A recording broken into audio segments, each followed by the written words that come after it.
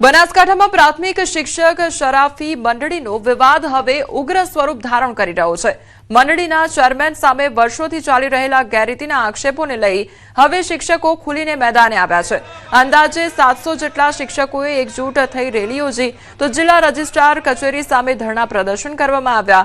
નોંધનીય છે કે 10 વર્ષ બાદ યોજાયેલી સાધારણ સભામાં પણ એજન્ડા મુજબ હિસાબી અહેવાલ રજૂ ન થતા શિક્ષકોમાં રોષ વધુ વધ્યો છે। ત્યારે શિક્ષકોની માંગ છે કે જિલ્લા રજિસ્ટ્રારની હાજરીમાં પારદર્શક રીતે સાધારણ સભા યોજાય અને મંડળીના તમામ હિસાબો જાહેર કરવામાં આવે।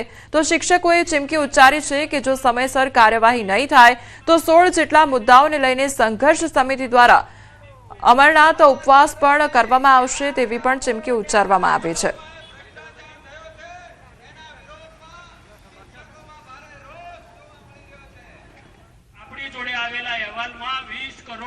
તો બનાસકાંઠામાં રેલી યોજી તંત્ર સામે રજૂઆત કરવામાં આવી રહી છે। શિક્ષકો દ્વારા રેલી યોજવામાં આવી છે અને અમરનાથ ઉપવાસ પર ઉતરવાની ચીમકી પણ આ શિક્ષકો દ્વારા ઉચ્ચારવામાં આવી છે।